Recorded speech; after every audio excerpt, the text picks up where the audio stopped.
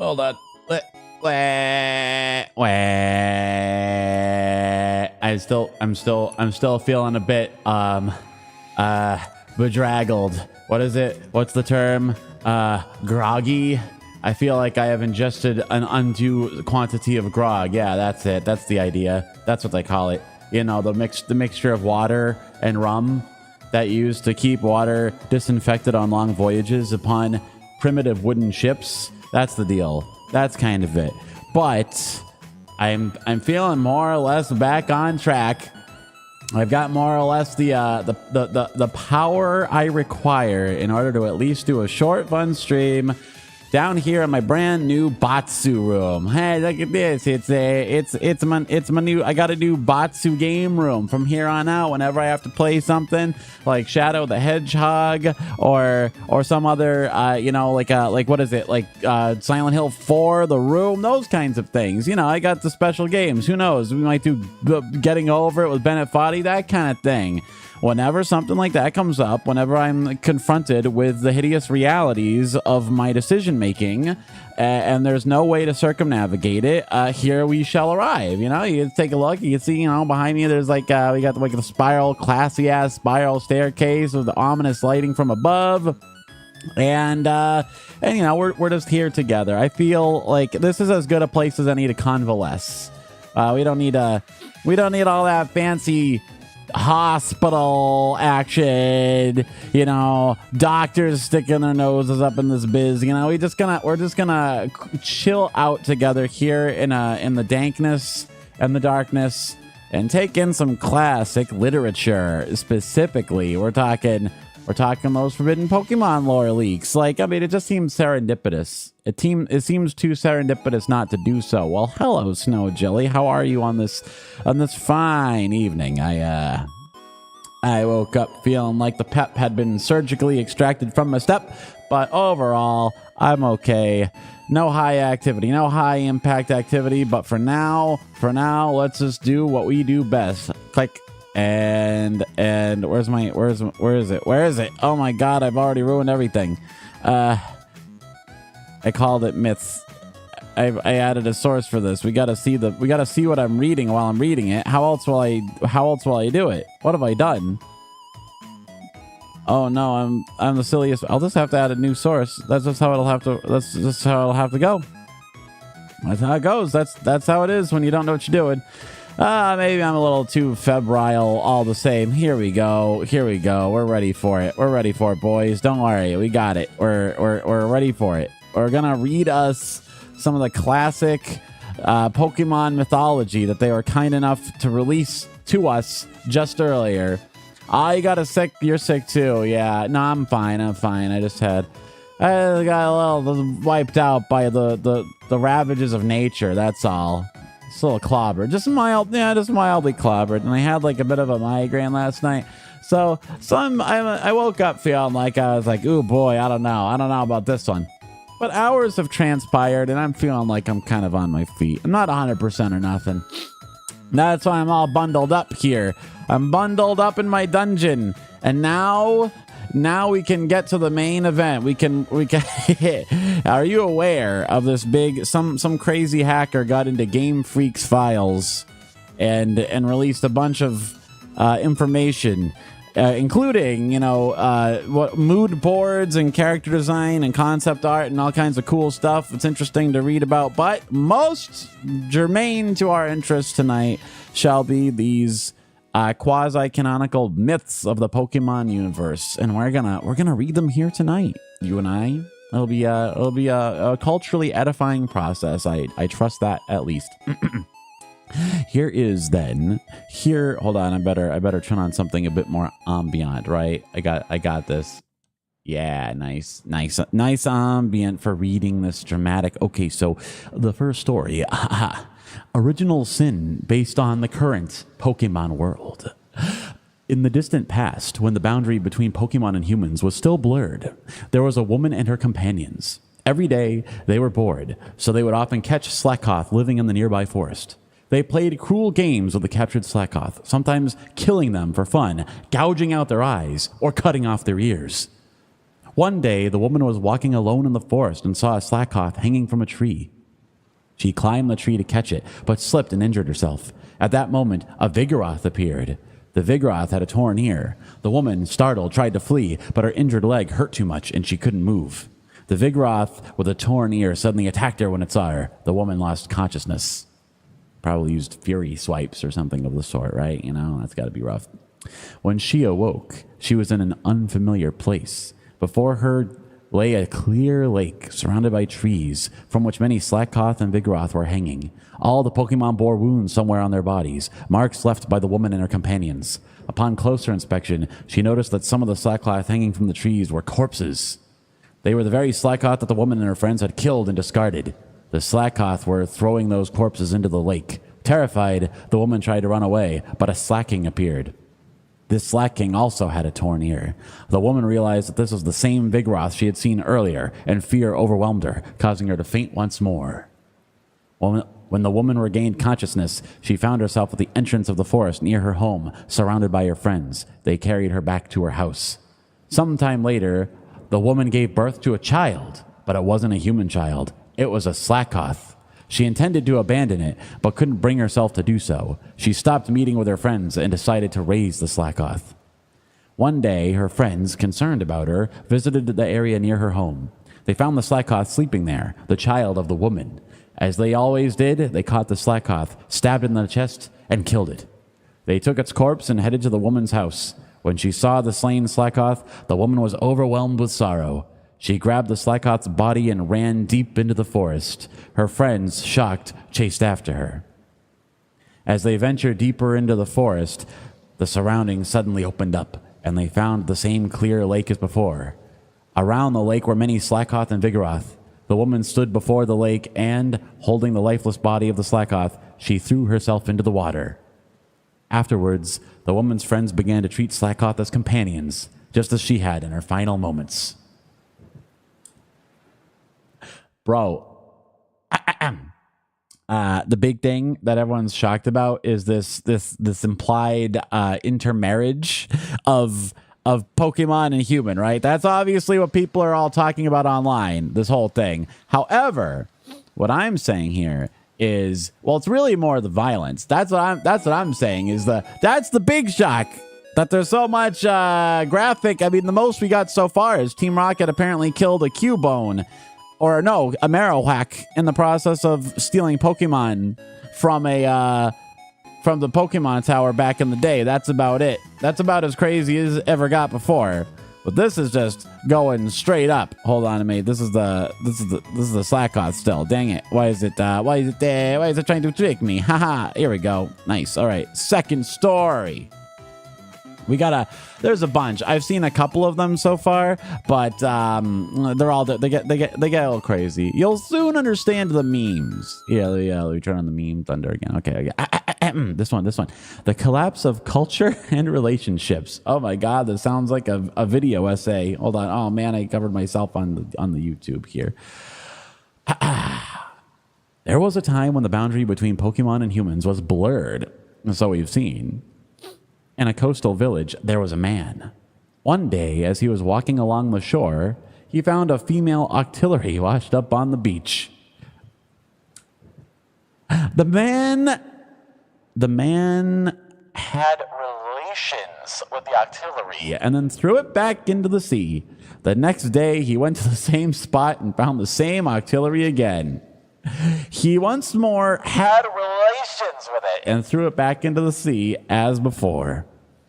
One night, after several days had passed, the man had a dream. In the dream, the octillery spoke to him. I cannot come to you, but I will deliver our child to you. It is our child, yours and mine. I mean, this is literally the find out phase, I guess. And this is the origin of that phrase, I think. I've seen conflicting. I've seen this story had a Lapras in it at one point, but I think maybe there's multiple versions. It's a myth. There can be competing versions of the same myth floating. That's believable. That makes it more realistic. Anyhow, the next morning, the man went to the place where he had met the octillery. There, he found a boy. Oh my! The man took the boy home and raised him. Time passed. the boy grew into a young man, and the father passed away. The young man was always lonely. One day, as the young man was walking along, we've seen what loneliness gets you in this world. We've seen the trouble with that. Yeah, loneliness is a real epidemic in the Pokemon world. Yeah.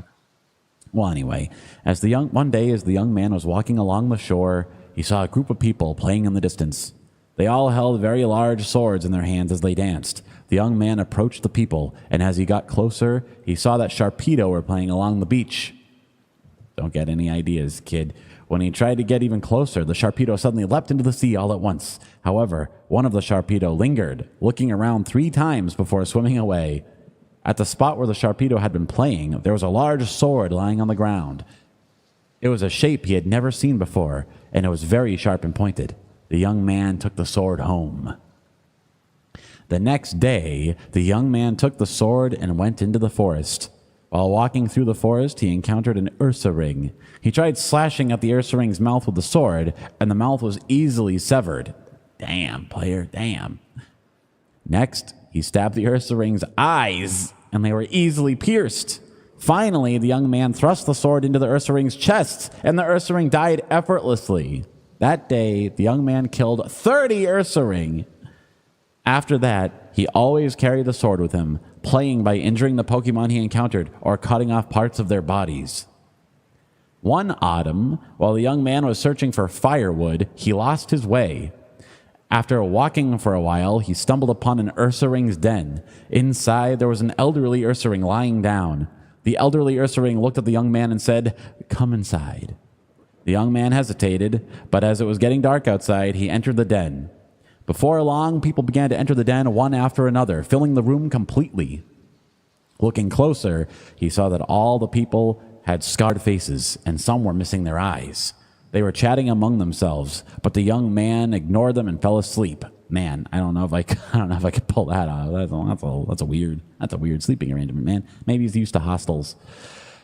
They were chatting amongst themselves, but the young man ignored them and fell asleep. At one point, he woke up to find the elderly Ursa ring lying beside him. He fell asleep again. When he awoke once more, there were many people around talking about something. Again, the young man ignored them and went back to sleep.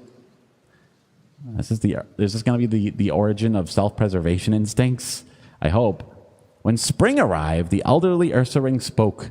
"Do you want to go home? Then I shall send you home. When you return, a Wailord will soon be found near the village. Go there. We will send a man. You must leave the sword behind and bring a witness. Why did you do such things, cutting faces and slicing off noses?" The elderly Ursa ring escorted the young man back to the village. Upon his return, the young man recounted everything that had happened to the villagers. The following morning, the young man took some villagers with him and headed to the shore. As they walked along the coast, they found a large Wailord. Nearby, on the beach, was a Teddiursa. When it noticed the young man, the Teddiursa hid in the forest, and a large Ursa ring came out in its place. As the Ursa ring charged at him, the young man tried to draw the sword he had hidden, but it got stuck, and he couldn't pull it out. So he rushed at the Ursa ring with his bare hands. Oh, I get it. The young man and the Ursa ring grappled, punching each other's faces. They strangled each other with all their strength, and so they choked each other to death, collapsing on top of one another. The villagers went back and told the others what they had seen. All in all, it was a pretty crazy day in this particular village. Bro, how nuts would it be if that turned out to be like Pallet Town or something? Ancient times. Is this in the Issei region? Damn, player. This gets really hardcore. Is this the latest peak official fan fiction? I mean, it's it's pretty. It's official. Jijan Drago. It seems like this is part of that ongoing topical Game Freak link. They got the apropos name, right? You wondered why they were called Game Freak, bro. It feels like cringe fan fiction. It feels kind of like a real, like folk story, though. It sounds like something that, like turning around 3 times and sleeping through autumn and spring, and then there's a sword, and then you get got and you wrestle a bear to death on the beach. I mean, this seems like it might be based on a real-ass story, Oh, Jay. That's right, Jay. I feel semi-bad for the writer. Maybe it's just their private story and now it's just out there. I mean, it's probably just like, this is kind of the Silmarillion of Pokemon. Maybe it's like a thought exercise or some kind of quasi-canonical, you know, they're just sort of pondering what the backstory of this fantasy world, this incredibly high investment fantasy world is that they built. This world that they've constructed and that has delighted millions for generations. I'm just thinking about, you know, the excited, you know, it's it sounds cringe, but it's just really awkward had relations to it. Again, that does sound kind of like something that would happen in a real folk story. I mean, we all know what kind of crazy crap Zeus and Loki got up to, but they, in fairness, usually turned into animals. But I'm not sure if that makes it better now that I think about it, and I should probably not. I should probably not think about it any more than is strictly required, which is none. No one in the world is asking me to ponder this. I've taken the mantle upon myself. Hey, maybe I'm a little febrile still. I can write this off as part of my illness. I woke up feeling kind of sick, and now I'm just reading some Pokemon myths, Pokemon relations. Pokemon, is that the new pair? Is that the new games? Pokemon relations and child. I wonder if the lady laid an egg. What egg group are humans in? See, here's what I'm guessing, is in some way, these are like archetypical Pokemon creatures, kind of like, you know, Native American myths. The creatures are probably more human. And it did say the line between humans and Pokemon was blurred. Maybe the humans are more critter-like, or maybe the critters are more human-like. Maybe. Or maybe this is just a lot of furry fan fiction, speculative work, you know, maybe.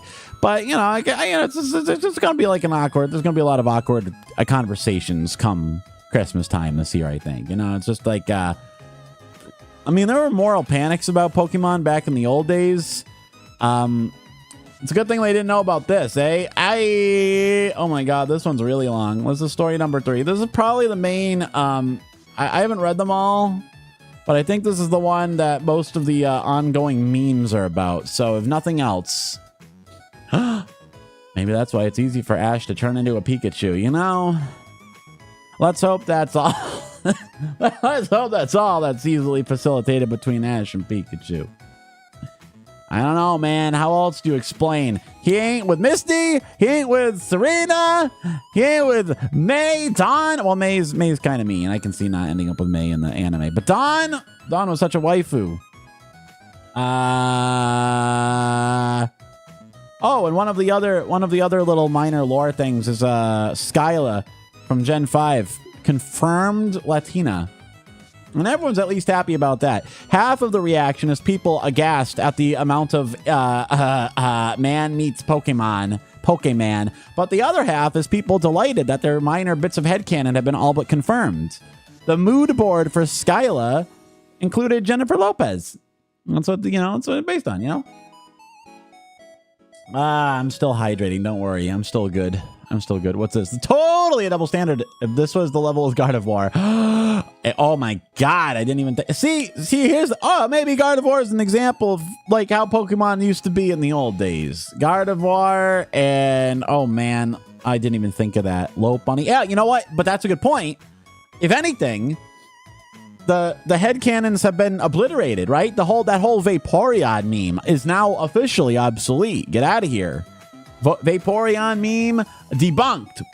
Mythbusters final episode, their most popular episode. Can you actually cause seizure-inducing lights by electrocuting virtual missiles?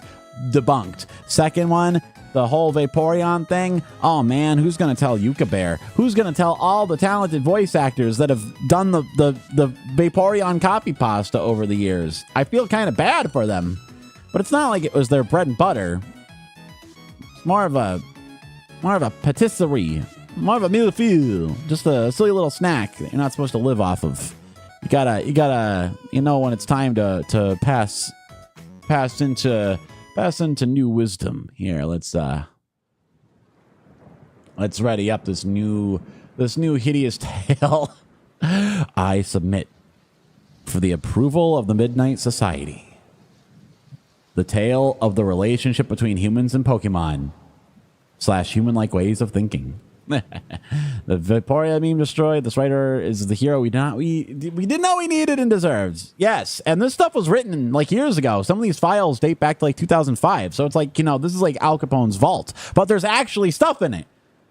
It's like, they weren't allowed to release this deliberately, obviously, but somehow on some level, this was what we needed in order to be, delivered from evil and temptation. This is setting the rules. The rules are there. They just can't speak them out loud. There's like kind of a, anyways.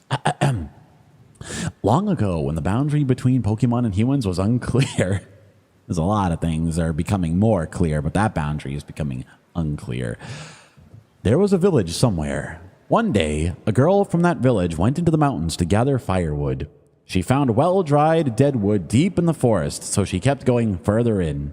Before she realized it, the sun was setting, and she had lost her way. Around her, there were droppings from a Typhlosion, which made the girl anxious. Just then, a man appeared from the other side of the forest. His face didn't resemble anyone from the village, but he was very handsome. The man said, "You must be lost, right? I know the way down the mountain, but with your pace, it would be midnight before we get there. I'll take you back tomorrow morning, so why don't you rest at my place tonight?" The girl had no choice but to agree to the man's suggestion. Yeah, I'm sure it was it really twisted your arm. The man took her hand and began to walk. As evening fell, they arrived at a large cave. "This is my home. You must be hungry, right? Wait here." Saying that, the man went outside the cave. After he left, a red light shone from far away in the mountains, and there was the sound of trees swaying. Before long, the man returned, carrying many red berries. Berries. That's a bit of a clue, isn't it? "Eat this. Then let's sleep for the night. Even if you do wake up before I do, don't look at my face." No, okay, that's relatable. That's relatable. I'd probably have a similar missive. Hey, don't look at my face. You wake up in the night, don't look at my face. What's wrong with my face?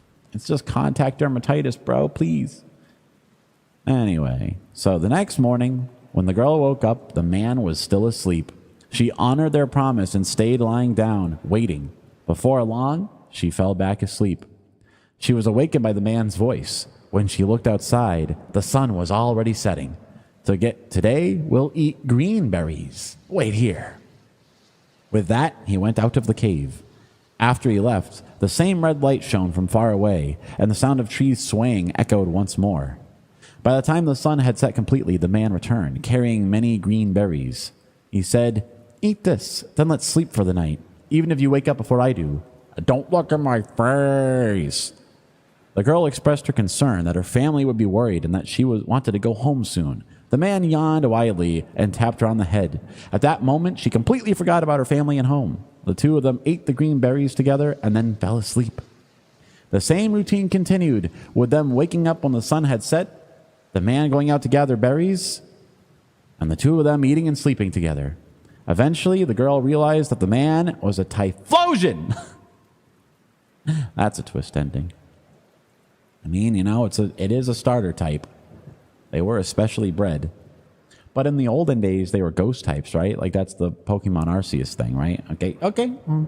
As winter approached, the Typhlosion dug deeper into the cave and said to the girl, "Go and gather wood for firewood. Break off the branches from the higher parts of the tall trees." The girl tried to do as Typhlosion instructed, but the tall trees scared her, so she could only climb the shorter ones. When she brought back some branches, the Typhlosion said, "That won't do. It's not from higher branches. If it's not from higher branches, humans will find us." When the snow began to fall, the two of them lived in the depths of the cave, mostly sleeping. There was plenty of food. Occasionally, they would wake up, eat, and then go back to sleep. One day when she awoke, the girl was holding a child. After several days and nights passed, the Typhlosion said, "Your father is looking for you, but you are my wife, so I can't return you. I will have to fight him." And thus, the first gym battle was born. My wife. I took all my willpower not to say that. I hope you appreciate my efforts. The girl pleaded, "Please don't do that. Don't kill my father. How can I live with you if you kill my family? You are a good person, so please stay here with me and sleep." "All right, let's stay here and sleep." The man nodded. See, they have such deep conversations that they do get along pretty well. The next night, the Typhlosion woke the girl and said, "Your father is close by. Go and see." When the girl went outside, a snowstorm was raging. She climbed a low tree and broke off a branch. When she returned to the cave, the Typhlosion was singing a song she had never heard before. "You broke off a branch, didn't you? Soon your father will come here. I'm going to do something bad to your father. If I am killed, take my eyes, my voice, and my heart. Build a fire at the spot where I was killed and burn them. And while they burn, sing the song until the fire goes out." The girl said, "Please don't do it. Don't kill my father. If anyone is to be killed, let it be you. Goodbye. We will never meet again." Damn, man. It's like one of those TikToks, you know? I asked my husband to fight my father and take a fall. You know, that's reasonable. And then I buried his eyes. With those words, the Typhlosion went outside. After a while, there was a loud noise, and when the girl looked outside, she saw her father had killed the Typhlosion. She rushed out and said to her father, "Father, you have killed my husband." Bet he didn't expect to hear that. "I have been living with him all this time. He was my husband. Please give me my husband, the Typhlosion's eyes, voice, and heart." The girl built a fire at the place where the Typhlosion had been killed and put his eyes, voice, and heart into the flames. She sang the song the Typhlosion had taught her until the fire burned out. The girl's father built a small hut on the edge of the village for the girl and her child to live in. Eventually, spring arrived. The young men of the village often teased and tormented the girl and her child. It became worse over time, and one day they tried to drape a Typhlosion's pelt over them. The girl returned home and pleaded with her parents, "Please tell the villagers to stop teasing us. If they put the pelt on us, we will surely become Typhlosion. We are already half Typhlosion as it is." Despite the parents' pleas, the villagers did not listen. In fact, they found it even more amusing and eventually draped the Typhlosion pelt over the girl and her child. At that moment, they howled loudly and vanished into the depths of the forest. The two were never seen again. And so, people came to understand Typhlosion are half human beings. Now, see, I feel like I vaguely remember, like a Pokédex entry that said something like that. There's lots of little mentions of things of the sort, right? They often, oh wait, shit, I'm still echoing. Yeah, they often mention stuff like, legend has it, this Pokemon does this Pokemon does that. So it's like, they're expanding on that. I don't remember if I ever heard anything about Typhlosion being half human, but it rings a vague bell. Yeah, it makes sense. Well, I mean, this is like some kind of story that they talk about in Pokemon schools, the schools that none of the kids go to. Maybe that's why they don't go to school. They're just sent off on a quest to collect badges and running shoes and haunted houses and ghost girls. It's like they probably just say, you know what, our history's it's kind of blue. It's kind of Pokemon blue. Oh, man, I can't believe no one's made that joke yet. It's, let's say the Game Boy edition isn't the only time Pokemon got blue. Yeah, this is like, yeah, right? You'd specialize in this sort of stuff. You'd have to really know your Poke lore. You could study this stuff for a living. Oh my God, why is my story now just completely invisible? Where's my story? Story numero cuatro. Fuck, where is it? Peggy, I can't believe they're staying in because of a curfew. Let me see. Fit the screen? How big is this damn thing? Hey, look at me, I'm a genius or something. Oh God. All right, I'll make it bigger for everybody. I don't know why it's being so recalcitrant. This particular page is just impossible to... If you're not seeing what's happening, it's happening on my Twitch side. Now I have to do it again for the freaking... My God, man, why is life so dreck? Okay, it's not showing up. It's not showing up on YouTube now for some reason. That's fine. You know what? That's fine. I can work with this. I'm good. I'm good at there we go. Oh, jeepers. Here, let me fill that screen up a little bit. Look, I instantly remedied it. Ha! 10,000 IQ, Coyote boy, let's go. Yeah, like you said, university degree level stuff. You gotta be able to think on your feet. You gotta adapt. You gotta work quick. Work quick with this. All right. This is the fourth and final Pokemon legend I was able to find. Oh my god, it didn't even occur to me that there's legendary Pokemon. Do all the legendary Pokemon have stories about them like this? No, it's just a term of art. But there is an interesting chart that shows the genealogy of the mythics and legendaries. So there's Arceus in the middle, and Dialga and Palkia sprouted out of him, of course. And of course, there's a Metagross and a Gyarados in the mix. Neo, hello. Yes, as anyone can tell, these are the real deal, the realest of deals. All the news outlets are reporting on this gigantic hack that happened over at Game Freak National Headquarters. And while I don't condone ill-gotten data, it is at least fascinating to see the creative process. I love seeing the mood boards. I hope we get to see stuff like it for, like HoloLive someday, by fair means, of course. It's interesting to see little notes. Like there's a big chart of prototype character designs for the Gen 3s and little notes scribbled about, oh, this one looks too scary. Oh, this one looks too much like a Tengu. Oh, this one looks a little too sumo-like. It might be controversial in Korea. Oh, there's so many things they consider. There's so many, they got to consider like the color balance and the size and how tone appropriate it is and how it will be received in other markets. They're not just a domestic product, they're a worldwide product. They're thinking like, oh, will this land well in other countries? It's like, yeah, they're thinking 3 steps ahead. That's pretty, it's fascinating. Oh, baby, it's fascinating. But of course, for my money, you can't get over these myths. So let's see. They're a little intense. It's like campers in the summertime at a national park. So let's take a gander at this one. I haven't read this one at all yet. Not as familiar with it. Okay then. Let's put on the Mood Thunder again. Yes. All right. Let's see now. The fourth and most updated story to my knowledge. Someone had to translate these too. That's what's impressive. In the last couple days, they got leaked and translated. Okay, so submitted for the approval of the Midnight Society.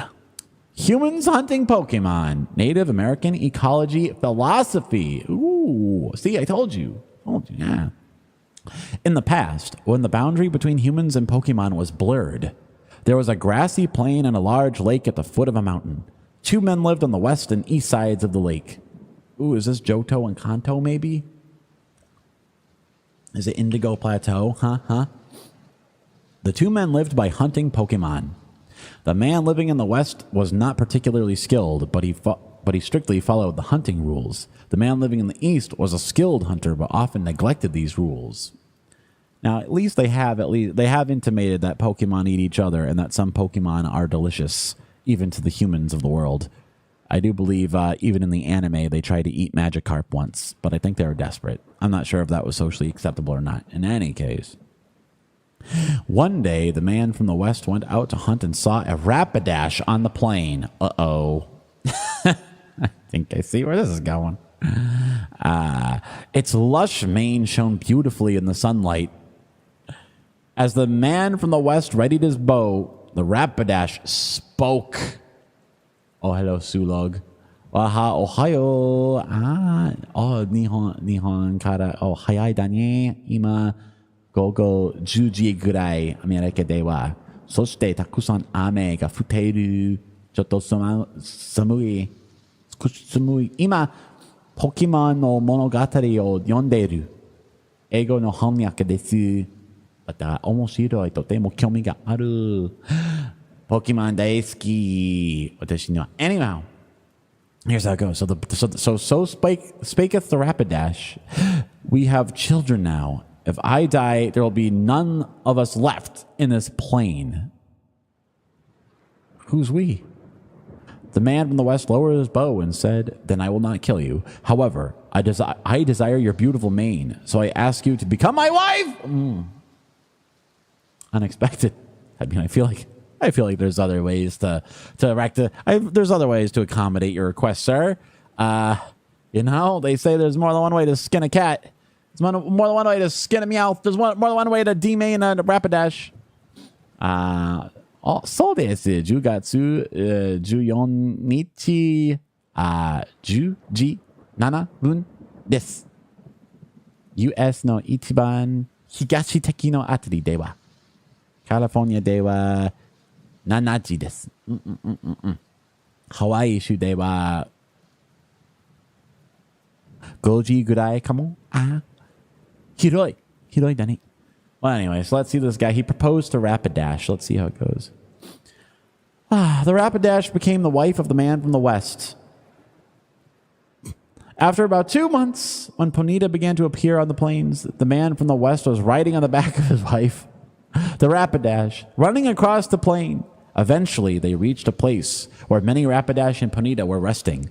The wife said, "They are my husbands. If you need, you may hunt them. If you treat them with care, they will not die. However, do not kill the female Rapidash or the Ponyta.